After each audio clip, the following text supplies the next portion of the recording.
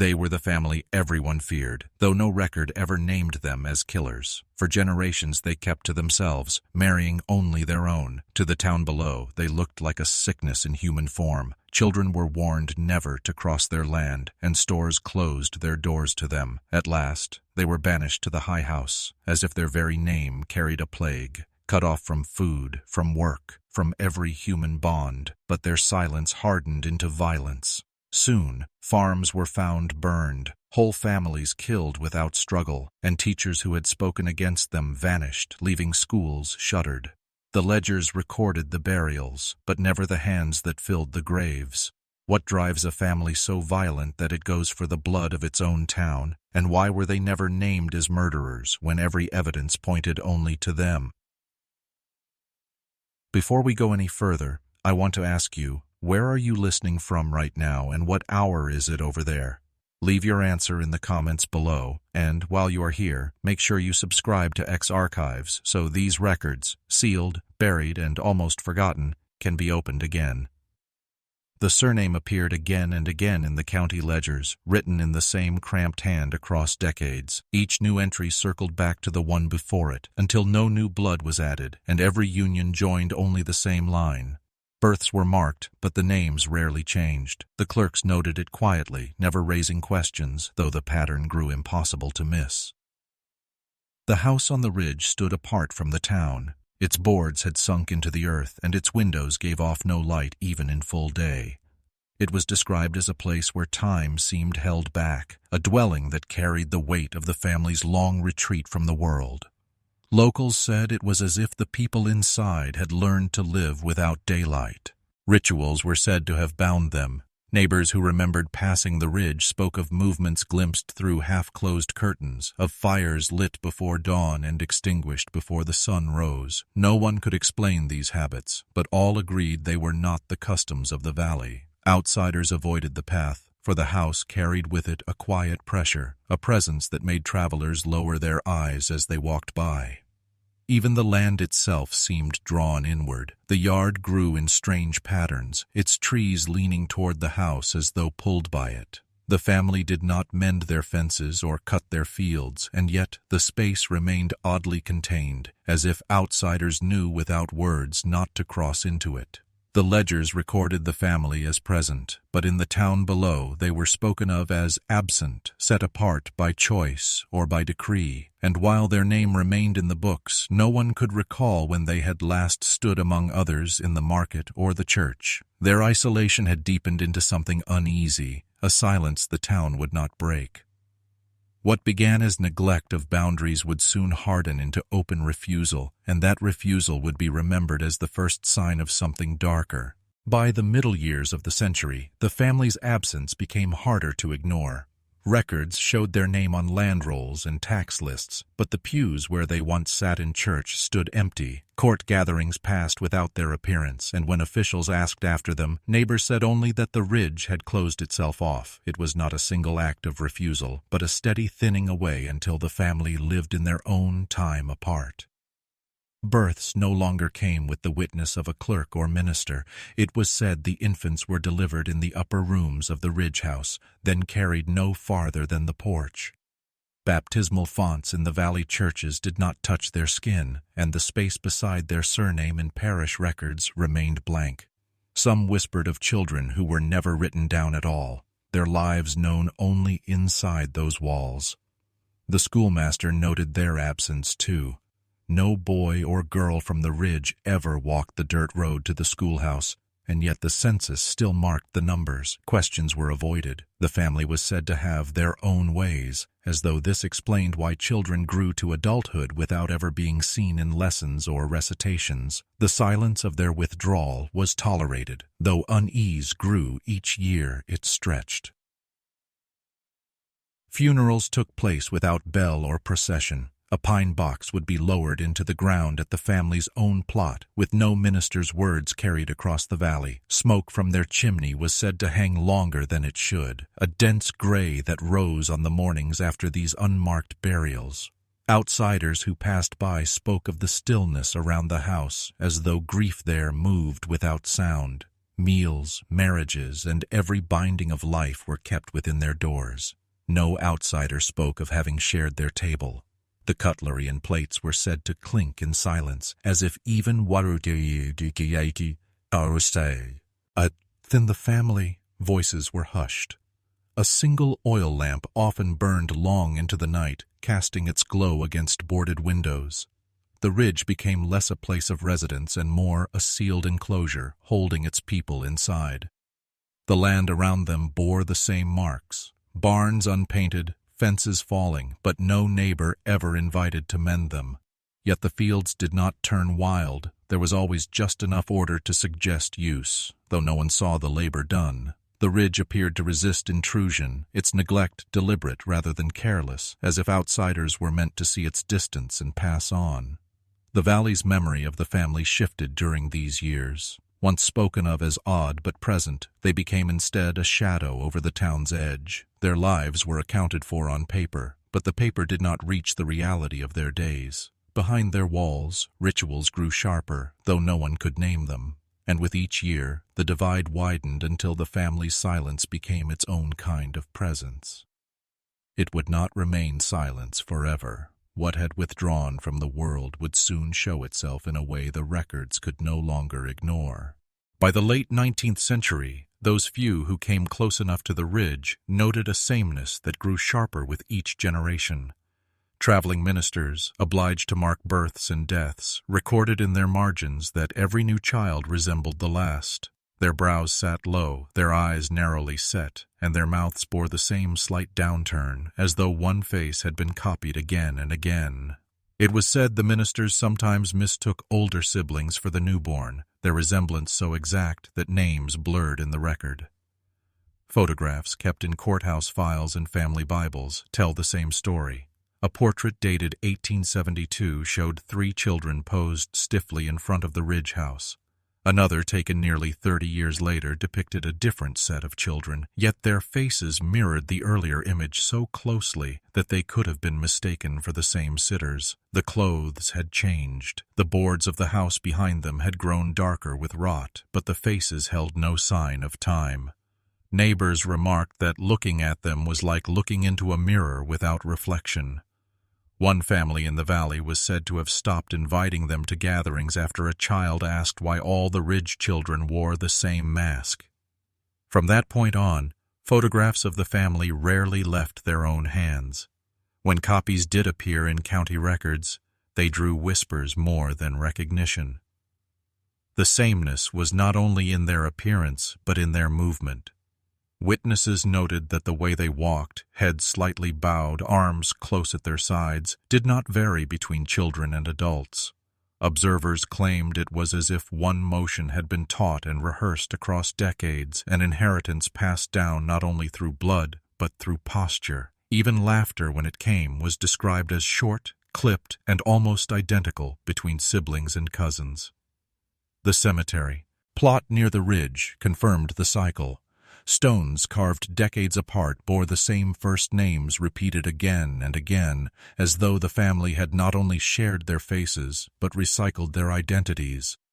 The effect was a folding inward, a closed loop where generations did not seem to replace one another, but to replay. The ledgers grew cluttered with notes attempting to distinguish them. Second of that name, third son of same. Yet even these clarifications often failed to settle which child was which. Ministers and school inspectors alike grew uneasy. One inspector, called to account for missing children, later remarked that he could not tell whether the boy he was shown was 12 or 20, only that he carried the same heavy brow and narrow eyes of all the others. His report used the phrase, "faces repeating," a phrase that would later echo in multiple accounts. Inside the Ridge House, visitors described an uncanny impression that portraits on the walls seemed to watch with the same expression as the living family seated nearby. A cousin framed in fading ink and paper could not be told apart from the boy who fetched water from the well. Even those who believed in no superstition admitted that the sight made them uneasy, as though time on the ridge refused to move forward. The sameness became more than resemblance. It was a mark of separation. In the valley, families changed with each generation, faces shifting and branching outward. On the ridge, the circle closed tighter. By the turn of the century, it was no longer clear whether the children were repeating their parents or whether the parents had never truly changed at all. And soon, records would note that this repetition was not only seen in faces, but in the strange silence that followed them into every room.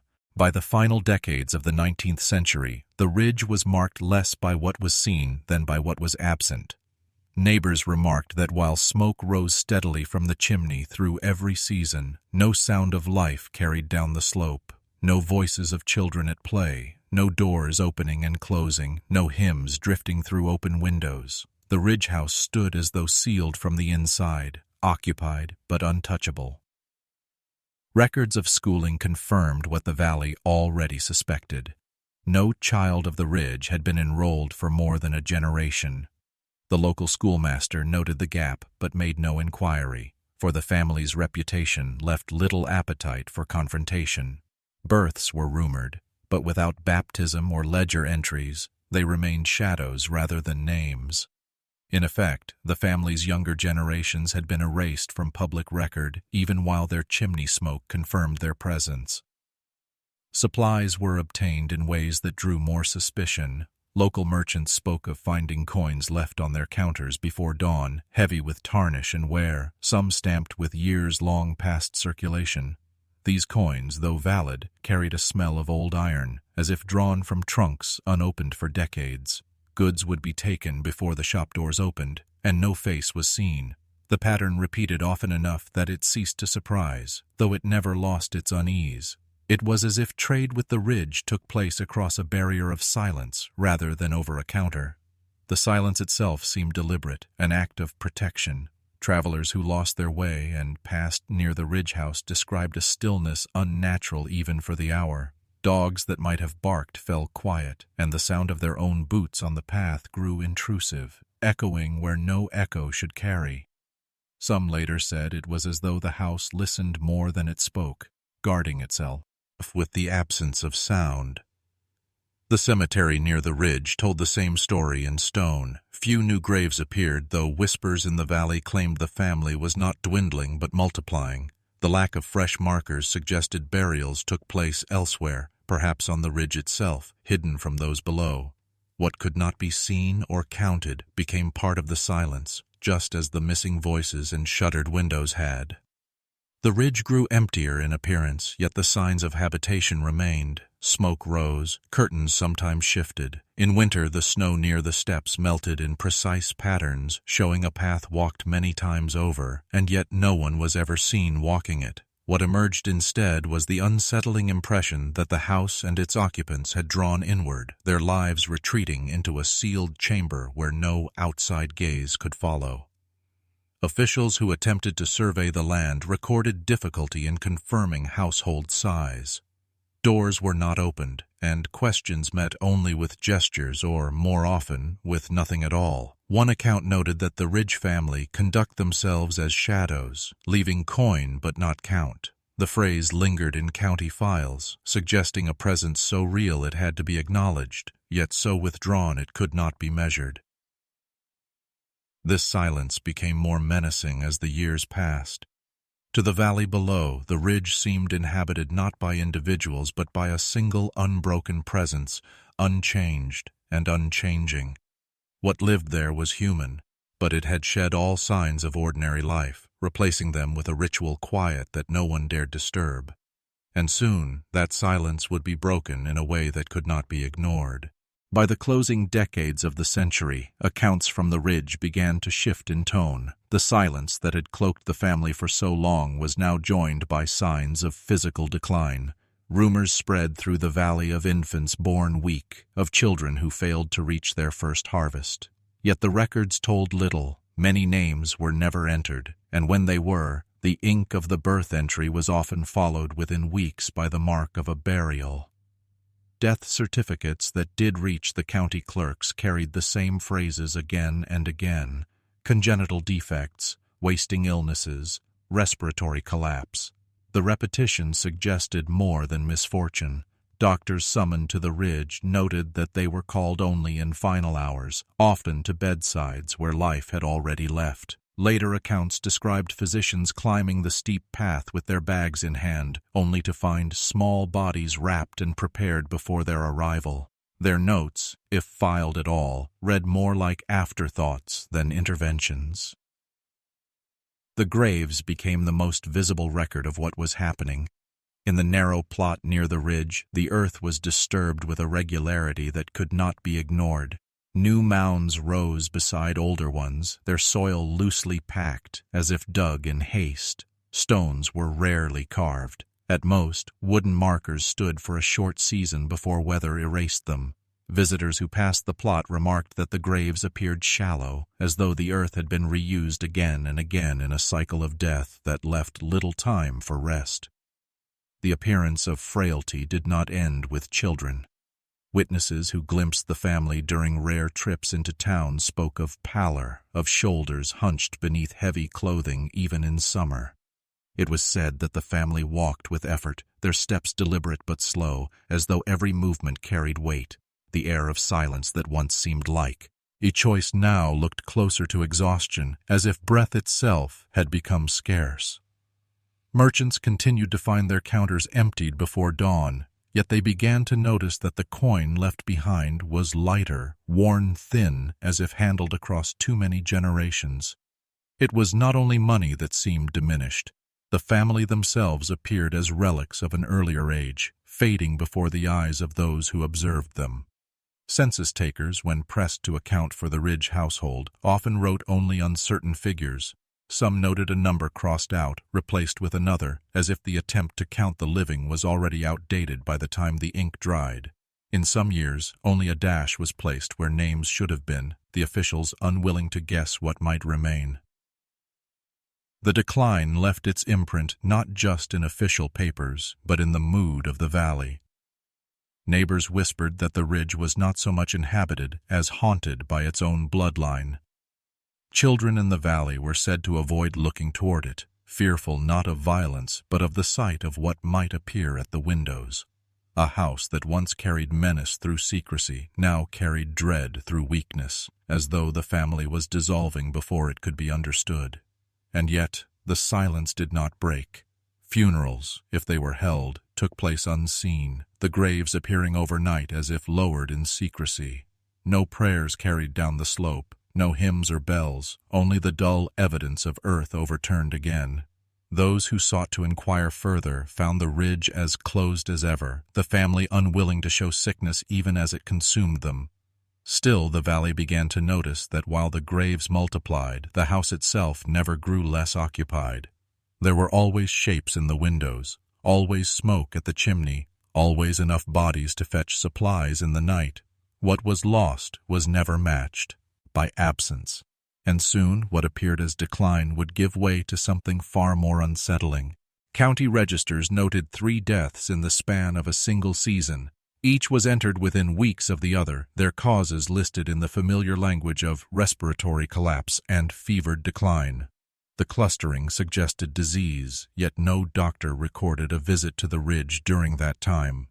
The burials were carried out quietly, the earth of the family ground disturbed in close succession, its frost-locked soil loosened before thaw. Neighbors observed that smoke continued to rise from the ridge house even on days when shovels rang in frozen ground.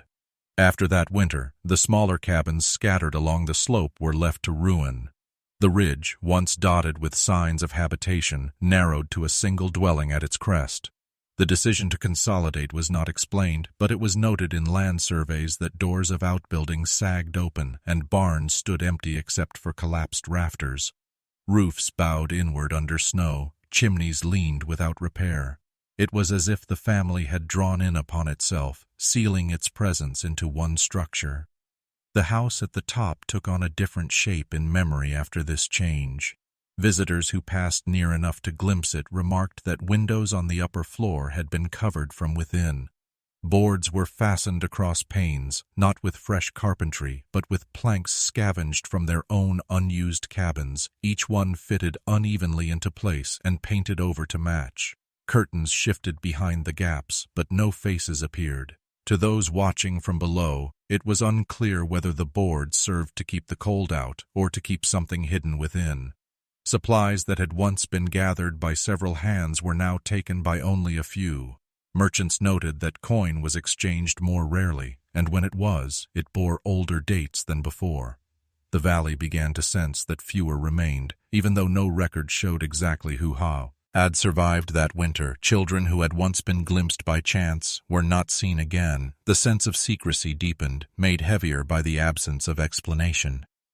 Survey notes describe the ridge as silent, though the silence was not absolute. On still evenings, the sound of movement could be heard within the house, chairs dragged across floorboards, or a door closed in haste. Light sometimes flickered from behind boarded windows, thin lines escaping where wood did not meet frame. It was said that the house itself appeared watchful, the sense of being observed stronger than before, even though no person ever showed at the threshold. The abandonment of smaller homes created an impression of retreat. Structures that once marked the family's spread now decayed at the edges of the ridge, tilting until they resembled gravestones. The consolidation into the main house gave the family a form both smaller and more concentrated, like a flame reduced to a narrow wick. From the valley, the ridge seemed empty, yet the chimney smoke and shifting curtains proved otherwise. By the end of that winter, the house no longer belonged to the town's rhythm. It gave no sound of children, no sign of labor, no greeting at the road. It stood apart, a sealed body containing only itself. Yet county records showed no decline in the number of meals purchased, nor in the fuel collected. What was concealed inside the boarded house seemed to endure, even as every outward sign suggested loss. And in time, what moved behind those boarded windows would come to unsettle the valley far more than the silence that had already taken hold. Ledger notes from nearby mining towns mention the family name only briefly, always struck through or marked with departure notations. A handful of sons had gone seeking work, recorded on hiring sheets for shifts underground, yet within a year, each entry ended abruptly, the word returned penciled in margins by overseers. Their wages were minimal, their time short. Whatever they sought beyond the ridge had not held them. When they came back, neighbors remarked that the young men were thinner and moved differently, their steps uneven, as though carrying injuries not spoken of. Some bore a limp, others a stoop in the shoulders. Yet no accident had been reported, and no doctor in town had been asked to treat them. Their return was quiet, without reunion or celebration. It was said they went straight back to the ridge house, and from then on, their errands were fewer still. What was most remarked upon was not their condition, but their silence. Men who had once been heard speaking among themselves in town now kept their words clipped short, or not at all. They refused to answer when asked about the mines, about wages, or about whether they had met anyone during their stay. Nothing was admitted, but their faces gave the impression of knowledge carried home in secrecy, as if something beyond the ridge had proven unendurable. None returned with wives, nor with intentions to marry. Courting had never been common in the family, but it had been expected that distance might loosen the pattern. Instead, they came back even more tightly bound to their own household. Their absence, however brief, seemed only to confirm that there was nowhere else they belonged. If there had been opportunities for escape, they had not taken them. It was noted in church records that while their names appeared in rolls when they left, those same names were crossed out before a full year had passed. Some, a clergy, remarked that their return carried a weight, as if they bore shame rather than relief. They slipped back into the ridge house like shadows, not reappearing in public gathering places. The town understood them less after their departure than before, for the absence had not opened them outward, but sealed them further in. The ridge house itself bore the marks of their return. Repairs were made, but crudely, as though work was rushed or tools handled without care. Boards were fixed across sagging roofs, but the angles were bent, the nails hammered shallow. Stacked wood for the hearths was left uneven, and smoke from the chimney carried a sharp pitch smell that suggested damp logs. Observers noted the work of men who were present but distracted, as though labor was not their true task. Merchants remarked that the coins offered afterward grew older still, some so worn that their dates had nearly vanished. There was no sign of new wages earned elsewhere. What little they had brought back was absorbed into the ridge, swallowed without trace. The return of the sons, far from strengthening the family, left a sense that whatever bound them to the ridge had only tightened. They had been to other places, seen other ways of living, but instead of breaking from their line, they had returned more committed to it. The valley grew more uneasy, for it suggested that nothing, not labor, not hunger, not distance, could break the circle that kept the family enclosed upon itself, and soon that circle would begin to close even more tightly in ways no census line could explain. In 1911, a traveling school teacher was hired for a short season in the valley, tasked with instructing children from scattered farms. Among her notes, preserved in the school board file, appears a description that later drew attention. A group of pupils who spoke in whispers even when pressed to recite aloud. Their voices, she wrote, carried no force, as though every word was weighed and measured before leaving their lips. She remarked most strongly on their likeness.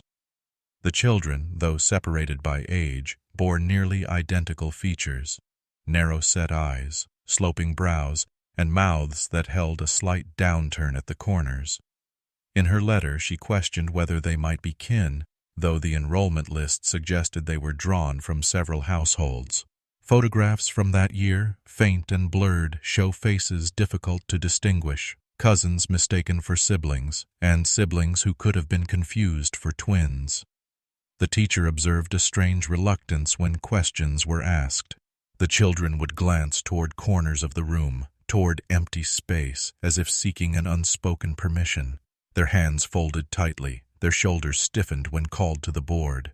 What unsettled her most was not their silence, but the sense that each movement was being checked against an authority unseen by her. She recorded that they appeared to be waiting for approval that never arrived.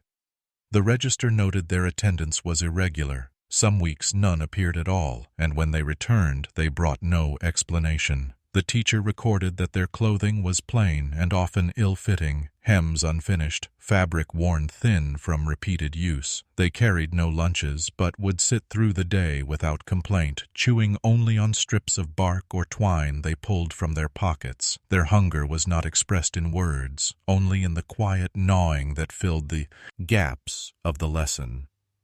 She described the peculiar way they entered and left. They arrived together, always in a group, walking slowly, and never ahead of one another. At dismissal, they lingered until the last child from other homes had gone, leaving in silence down the same path. She noted that their departure left the room feeling changed, as though an absence had replaced them rather than a presence having left. Later records suggest the teacher did not stay through her contracted term. Her resignation was brief, written in a steady hand, citing ill health and unsettled conditions.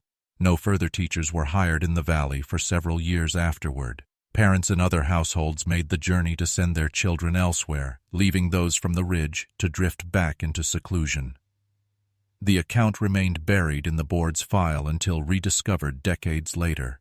By then, the pupils she had described would have been grown, many with families of their own, all still tied to the ridge house that remained closed to outsiders. Her words, preserved in ink, suggest a glimpse not only of their appearance, but of their manner, a posture of waiting, a silence that carried more weight than any speech. It is in her notes that the first trace of fear appears, not hers, but theirs. Fear not of punishment, but of breaking some unspoken boundary that held them fast even within a schoolroom.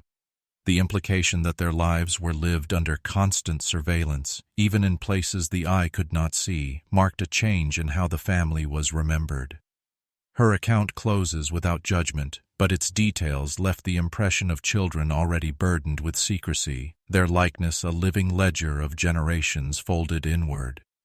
What those children carried back to the ridge house after the lessons ended would never be written down, but it would shape the silence that deepened there. In the years that followed, accounts from visitors who gained entry into the ridge house described a peculiarity that lingered in memory long after. Certain doors stood in place but no longer opened. The surfaces bore thick coats of paint, layered unevenly with hinges swallowed under strokes so heavy they appeared melted into the frame. The wood grain beneath could not be traced. No keyholes remained, only faint outlines where knobs had once been. When questioned, the woman of the house gave only a vague remark that the rooms were no longer needed. Her refusal was not abrupt, but spoken with finality, a dismissal that left no ground for further inquiry. The statement was repeated in multiple recollections, each suggesting the same evasive explanation. Nothing more was offered, and the subject was allowed to lapse. Those who passed through the halls reported an oppressive stillness near the sealed doors. The air seemed heavier in their presence, as though the boarded thresholds held back more than space. Visitors described a faint odor of dust and old cloth, though no drafts moved through the cracks. It was not the must of neglect, but a sharper scent, like material shut too tightly for too long.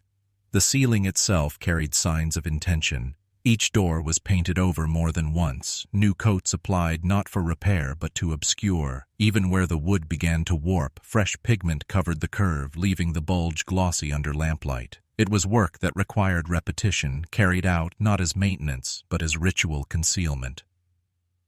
Later notes mention how silence grew thickest in those stretches of the corridor. Footsteps slowed without cause, voices softened, and children avoided standing near the thresholds. A census taker recorded that the household seemed smaller than the number of rooms suggested, but his observation went unverified. It is clear, however, that portions of the house had been deliberately withdrawn from use, converted into absence while still occupying space. In one account, a carpenter brought to inspect a leaking roof recalled passing by a sealed door. He wrote that the paint extended unevenly onto the surrounding wall, as if strokes had been made hastily and without regard for neatness.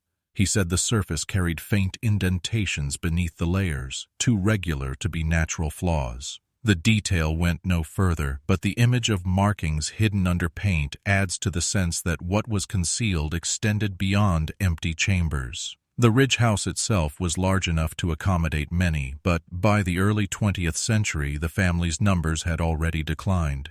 Whole wings were left unlit, staircases unused, shutters drawn tight. The sealed doors stood as the most visible evidence of contraction, of a household folding in on itself. What was once open had been deliberately closed, and closure had been fixed in place so it could not be undone casually. In the years following, those who entered recalled the peculiar weight of the atmosphere. One traveler wrote that standing near a sealed door made his chest tighten, as if the air pressed inward. He left quickly and never returned, his report lodged only because of a request by the county office about the state of the house. Such physical impressions, while subjective, recur often enough in the records to suggest they reflected more than imagination. By the time the ridge house fell fully into isolation, the sealed rooms had become part of its legend. None were opened again, at least not in the accounts that survive. Their presence was left unexplained, their silence preserved beneath layers of paint that hardened over the years. The question of what lay behind them was never recorded, but the unease they inspired deepened the sense that the ridge house held more than its walls admit. Dead. In the years to come, the silence would extend beyond painted wood, reaching into spaces where no doors had ever stood. By the middle of the century, the records that had once shown doctors traveling up the ridge began to thin. Earlier generations of the family had called for help only at the final moment, when there was no chance of recovery, but now even those visits faded away. The physicians' names that once appeared beside birth or death certificates stopped altogether, replaced only by dates and causes written in the same cramped hand of the clerk. Neighbors spoke of graves dug in hurried succession, with soil too fresh to have settled properly. The markers were plain wooden boards, some left uninscribed, others etched only with initials. There was no witness from outside the ridge, no doctor to examine or record what had taken place inside those walls. Children were said to have wasted away without ever being seen beyond the house, and their deaths passed without confirmation, except for the mounds that rose in the burial ground. It was remarked that the family seemed to guard illness as though it were a possession. Windows remained shuttered even in daylight, and no smoke rose from the chimney on days when coughing might have been heard. What had once been whispered as secrecy now looked like refusal, a willful decision to keep their suffering enclosed, cut off from any touch of aid. The pattern was not of neglect, but of insistence, as if calling a doctor would have been a greater violation than death itself. One surviving ledger entry notes an infant's passing without minister or physician present. Another lists 2 children buried within a week of each other, with the margin left blank where a doctor's certification should have appeared. These omissions stand out more than the words themselves, giving the impression of gaps widened deliberately, as though silence had been chosen to fill the space where fact belonged. Travelers along the valley road recalled seeing small processions on the ridge carried out in complete quiet. A spade resting against the soil was the only sign that a body had been lowered. No hymns were heard, no prayers spoken aloud, only the sound of dirt striking the coffin's lid. The graves multiplied, yet each was closed without notice, each name entered in the county roll by second-hand report rather than professional testimony. The concealment spread into daily life. Market traders said coins from the ridge were handled with unease, for their appearance signaled an unseen death in the household above. Older currency, dull with wear, passed into circulation at irregular intervals, as though possessions were sold off piece by piece to sustain the family. These exchanges were silent, conducted without eye contact, and carried an unspoken warning not to ask questions. The ridge house itself bore outward signs of decline. Curtains hung thin, furniture was left unmoved for years, and the wood at the porch began to sag where no carpenter had been called to repair it. Illness had not only weakened bodies but thinned the structure that enclosed them. Yet within these failing rooms, secrecy was preserved, pressed tight as boards nailed over a window. Later reports suggest that even neighbors ceased to keep count of the burials. They said it was safer not to mark the number, safer to let the ridge keep its own dead unacknowledged. This silence in the valley was not ignorance but agreement, a collective decision to let the family's secrecy stand untouched. By the time outside eyes were drawn back again, the graves had spread beyond their original boundary, the burial ground pressing against the slope itself. What might once have been explained by sickness now appeared as something deeper, a refusal to be seen even at the edge of death. And it was from this silence that the first suggestion of something unnatural in their survey began to grow. The winter of 1954 is remembered in county records for an unusual sequence of burials. Within 5 weeks, 3 names from the Ridge family appeared in the death register, all written in the same ink, in the same uneven hand of the clerk. The causes were left vague: respiratory failure, fever, decline. Entries so general they revealed nothing. What drew attention was not the wording, but the frequency, a pattern too close together to be ignored. Neighbors who still glanced toward the ridge said the soil on the family plot never had time to settle. Fresh mounds rose against the slope, the earth dark and loose, frost clinging to its edges. Wooden markers appeared, plain and quickly cut, without detail beyond initials. By spring, the boards leaned with the damp, suggesting haste rather than care in their making. No minister was known to have spoken over the graves. No doctor certified the final hours. After the last burial, changes to the ridge house were noticed. Boards appeared across the upper windows, nailed from within, their edges rough with splintered wood. Curtains that had once hung unevenly were no longer visible at all. By day, the glass reflected nothing but the pale sky, and by night no light shone through. The house itself seemed blind, turned inward upon its own silence. Yet some said the house was not empty. At dusk, faint movement could be seen behind the boarded windows, shadows passing close to the slats, then gone again. Others recalled the sound of hinges inside, doors opening and shutting with no one visible at the porch. The ridge, already feared, now seemed to conceal more than grief. The market town below noted the absence of family members who had once, rarely, appeared to trade. That winter, no one came down the road. The older coins that had circulated from their hands ceased altogether. It was as if the family had not only buried its dead but withdrawn entirely into the sealed house. Their silence was not only chosen but built into the walls themselves. Visitors who approached the ridge after that season described a pressure in the air near the house, as though the slope itself resisted intrusion. The paths that led upward were less trodden, the grass reclaiming the dirt. Even hunters turned aside, unwilling to cross the property. The valley spoke of the ridge as though it had become another world, set apart from the living. The clustering of deaths might have been explained as illness or misfortune, but the retreat that followed unsettled even those who dismissed old stories. It was no longer only secrecy, it was enclosure, a deliberate severing of every thread that tied them to the outside. Each loss seemed to draw the survivors closer together, not in mourning, but in withdrawal. A surviving ledger note written by the clerk that year remarked simply that the Ridge House has gone dark. It was not meant as poetry, but as fact. A dwelling that had once shown faint signs of life now appeared extinguished, save for the uncertain movements glimpsed by those who watched at the edge of dusk. What happened inside after the windows were sealed could only be guessed at. No sound reached the valley, no record named what passed in the rooms beyond those boards. Only the graves gave evidence, their number growing without witness, their presence the only reply to the silence above. And it was in this quiet, behind the shuttered glass, that the next change began to take form. By the decade of the 1960s, the official rolls gave shape to what the valley had already suspected. Where once a full column of the same surname had been written year after year, the census narrowed to a single line. Only one name was listed beneath the heading for the Ridge House. The space reserved for household members was marked with a dash, a mark of absence that spoke louder than any detail might have.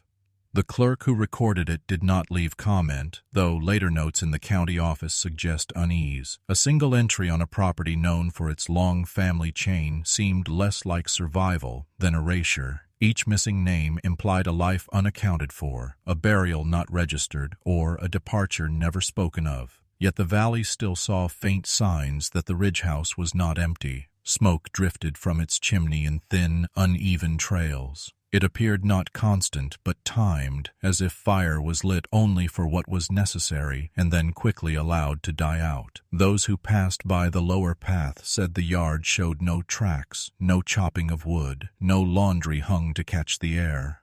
The house stood blank against the slope, its boards warped and its upper windows long since covered, but the column of smoke betrayed life within, though no one could say how many. The census said one. The chimney suggested at least that. Between the two, doubt grew. The family name, once written again and again in the county books until it filled pages, was now written only once. Its repetition had collapsed to a single point. Those who studied the ledgers later remarked that it gave the appearance of a circle closed tight. In a single generation, the line had narrowed to its end. The cemetery beside the ridge told the same story in earth rather than ink. The small markers had grown close, packed so tightly that one leaned against the next. Some had fallen forward, their names half covered in soil. A few bore only initials, already eroding. The ground appeared unsettled, as if turned more often than time alone would require. To those who noticed, the graves explained the missing names, though no record confirmed which mound belonged to which soul. In the town below, the family became less a subject of suspicion than of avoidance. They were spoken of only when a new census was taken. The question asked whether the house was still inhabited. The answer was always yes, though never by anyone who had looked inside. It was enough to note the smoke, to record the single name, and to leave the ridge to itself. Silence became a form of policy. The effect of one surviving figure left a deeper unease than the many who had come before. Whole households could be explained as inward, secretive, even strange. But one person living alone in a house built for many, in rooms shuttered and locked, left questions no one dared put into words. Who was buried in the fresh graves, and why had their names never been entered? If only one remained, then what became of the others? Some claimed to have seen a faint outline through the slats of the boards, movement that suggested more than one presence. Others said the figure was always the same, a woman's shape glimpsed behind the upstairs curtain before it dropped back into place. Whatever truth lay within, the record showed only one. It is this contradiction, one name on paper, a living house on the ridge, that has kept the story alive. The dash beside that name is still visible in the rolls, a blank where kin should have been, a reminder of what was not written down. And it was in that silence, between the ink and the smoke, that the final record would soon be made.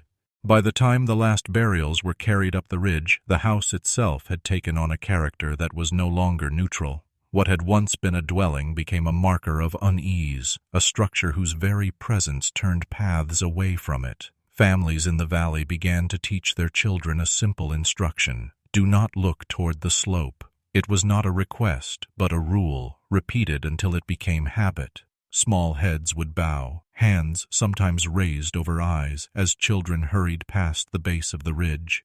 They were said to have believed that a glance could call attention back from the house. Hunters, too, altered their movements.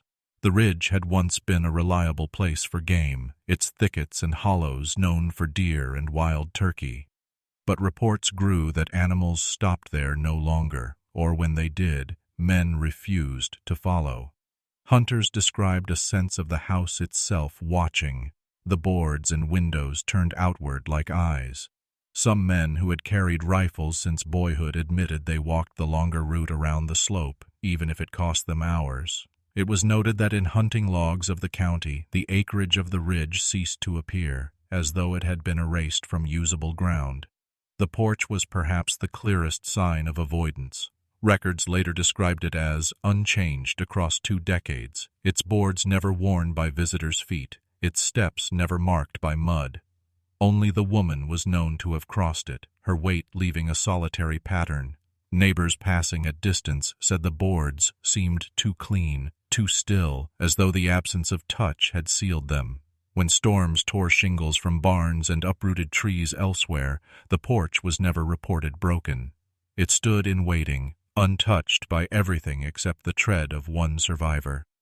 The house itself grew stranger in its quiet. Curtains remained drawn, though sometimes a shift was glimpsed within. The upper floor, long since boarded from the inside, showed no change in all those years. Paint peeled until the wood beneath turned gray, and still no repair was made. Some suggested that the family's silence had soaked into the wood, into the soil, until the place itself carried memory. Those who passed too close described the sound of the ridge differently.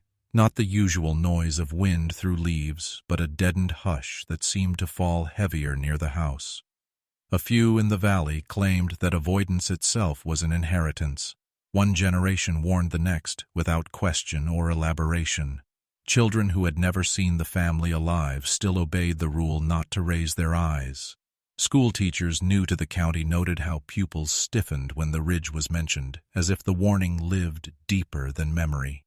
It was not that the house had been forgotten, it was that its presence required distance. The land records of that era show no sale, no transfer of ownership. Taxes were marked in arrears yet never pursued. Officials treated the ridge house as though it belonged outside their duty, its debts uncollectible, its future not theirs to decide. It was the rare property whose line in the books was left standing year after year with no correction. This official neglect matched the community's behavior, an unspoken agreement to leave the ridge untouched. What was left behind was not only a house but a pattern of silence. The avoidance hardened into fact, written into maps by the absence of footpaths, noted in ledgers by the lack of household counts, and fixed in memory by children who walked past with eyes closed. The house did not need to act to sustain its hold. The fear of it was sufficient. And yet one final entry would be written, an official line that could not be avoided, even by silence. The entry was brief, its weight carried in what was absent rather than what was written. In 1978, the county book received her name, the age beside it, and the word unmarried. No other details were added. It was the first time in more than a century that the family name stood alone, unpaired, unlinked. The column reserved for next of kin remained blank, a silence that seemed louder than any notation. What had once been a lineage looping back upon itself had narrowed to a single mark. Clerks later said the writing itself looked hesitant, as if the pen faltered before striking through the fields. Most lines in that book carried traces of connection, children listed beneath parents, partners joined in ink, but hers lay isolated, a fragment without anchor. The effect was unsettling. Not simply a record of death, but of erasure. The house at the ridge did not appear in the notes attached to her passing. No mention of who tended her, no witness to her final hours. The death certificate, thin as it was, gave little more than the date. Even the cause was written in general terms, a word so broad it might have applied to anyone. It was as though the officials had kept their distance until her life ended, stepping forward only when they were certain nothing remained to trouble them. In the cemetery, the grave was reported to have been dug shallow, the mound already sinking before the season turned. No stone was raised, and no inscription marked her place. For a family that had once filled ledgers with the same surname over and over, the end came without memorial. What survived of them was not in the earth, but in the faint loop of handwriting in a county book. Neighbors recalled that the ridge grew quieter after her passing, as though even the small signs of life that had lingered, the pale thread of smoke, the shifting curtain, had been extinguished. The path to the house thicks, kenned with weeds, the yard untended, the porch untraveled. Yet the structure did not collapse, at least not immediately. It remained standing, hollow, boards graying, its silence deepening in the absence of its last inhabitant. For officials, the matter seemed closed. The name could no longer be entered in new records. The column for kin had nothing to hold. But the community did not treat the ridge as finished. Stories persisted, not of her life, but of what she left behind. The unentered details, the sealed rooms never opened, the graves without markers. What should have ended cleanly, instead left an afterimage, a gap in the record that felt deliberate. Her death brought an ending, yet not resolution. The ledger had done its work, but in doing so revealed the absence too clearly. A line of names written for generations had stopped mid-motion, and what remained was an unfinished impression, like ink drying before the page was filled. With her passing, the official story had closed, but the land itself still carried traces not written down. And when the property passed into auction, those traces would not be erased so easily. After her passing, the ridge house stood emptied but not dismantled. Boards were nailed across its windows and doors, some uneven, others leaving thin gaps where light could still slip through. The house did not collapse as quickly as the cabins had decades earlier. Instead, it endured in its stillness, its frame preserved by neglect. Ownership passed on paper, but the new name in the county deed book never set foot there. The property became an entry in accounts rather than a home, a lot described by boundaries and acreage, but without witness to its use. The cemetery that lay near the ridge met a slower fate. Briars spread until the ground was choked, their thorned arms climbing across stones that had once carried dates and names. By the time later surveyors reached it, many markers had tipped into the soil, their surfaces eaten by moss, the inscriptions unreadable. In some places, earth had swallowed the edges of the stones entirely, leaving only the suggestion of their tops beneath weeds. What had once been a record of generations became instead a field of indistinguishable mounds. The family's name, which had appeared with relentless repetition in ledgers for so long, began to fade into abstraction. In ink, it still appeared, but the letters grew faint where pages yellowed, the loops blurring until it was uncertain whether one entry differed from another. The marks remained, but they no longer carried identity. They became shapes without voice, signs of a lineage that no longer had breath behind it. Locals spoke cautiously about the house even when it was boarded. Hunters did not approach the slope, even when game crossed the ridge plainly. Children avoided the path, some covering their eyes when passing below, as though sight itself could bring them too close. It was not fear of the family, for the family was gone. It was fear of what absence could conceal, a sense that silence might hold more than sound ever had. Later accounts note that the house did not stand untouched. Boards shifted at times, found split or loosened after storms. The porch gathered leaves but never seemed to rot fully, as if something within held its form together. Those who came near enough to look remarked that the yard stayed bare of animals. No nests in the eaves, no prints in the soil. The ground carried no sign of life reclaiming it, only the outline of what had already departed. The absentee owner collected rent from distant holdings, but no record shows tenants on the ridge. Instead, the property remained idle, the tax rolls marking it as unoccupied year after year. This absence was not questioned. In the community below, the ridge was spoken of only when necessary, and then in tones that reduced it to coordinates rather than memory. Silence settled into its identity, as though to speak of it plainly risked reviving what had been. Even when the cemetery was nearly lost beneath briars, it was said the ridge carried an unease that was not erased by time. The house, though sealed, seemed to watch. The absence of kin, of work, of children did not end its presence. What remained was not visible, not written, but carried in the hesitation of those who lived within sight of it. The records end with her death, but the story of the ridge does not conclude.